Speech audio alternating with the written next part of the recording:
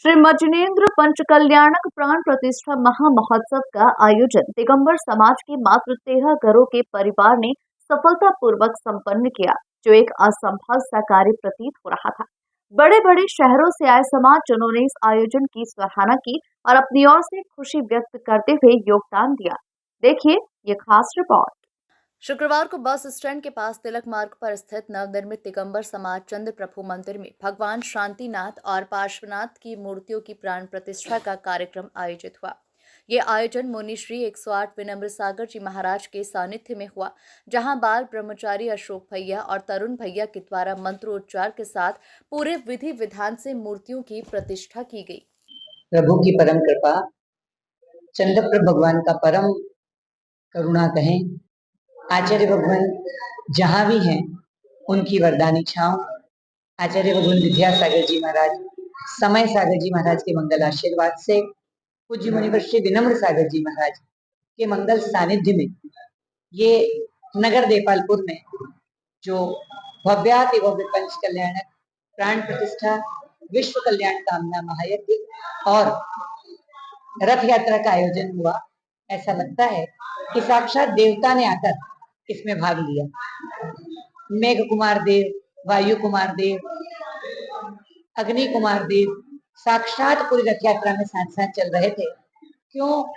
क्योंकि गुरुदेव का आशीर्वाद, मुनिवर विनम्र सागर जी का सानिध्य, भगवान चंदा प्रभु की कृपा जब बरस रही थी तो सारा का सारा देव परिकर हमारे साथ चल रहा था और बस उनके साथ हजारों हजारों लोगों की जनमैदिनी के साथ आज हमने इस आयोजन को पूरा किया।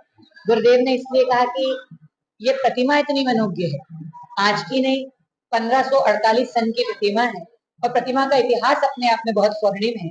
ऐसी किंवदंती बड़े लोगों के बारे में सुनी है कि जब 100 साल पहले मंदिर किसी दूसरे स्थान पर था, तब वहां पर आग लग गई और सारी प्रतिमाएं छोटी छोटी तो पुजारी जी ने अगले कमरे में रख दी, लेकिन बड़े ही अतिशयकारी चंदा प्रभु भगवान जो लगभग 300 किलो वजन के हैं, ये हिल भी नहीं रहे थे।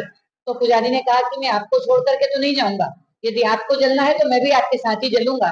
तब पुजारी के भीतर से एक आवाज आई कि तू उठा तो, और बस जब पुजारी ने भगवान को उठाने का प्रयास किया तो भगवान फूलों की तरह उठ करके पुजारी के माथे पर।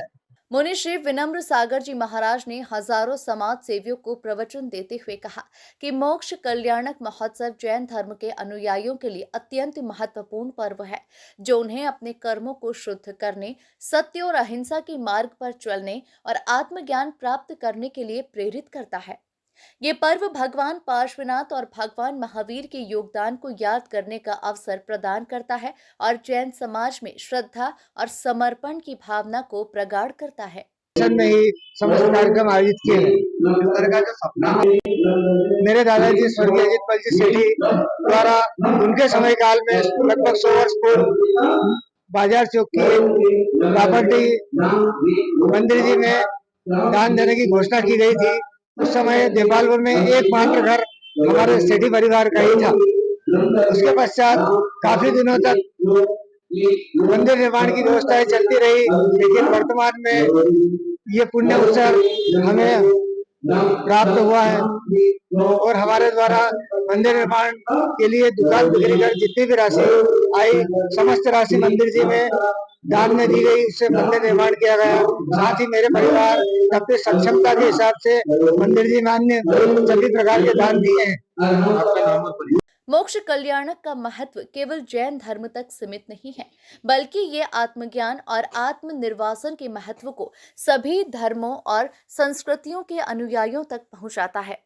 जैन धर्म में मोक्ष को सर्वोत्तम लक्ष्य माना गया है, जहां व्यक्ति अपने सभी सांसारिक बंधनों से मुक्त हो जाता है और परम शांति को प्राप्त करता है। Bureau report, MP news, Depalpur.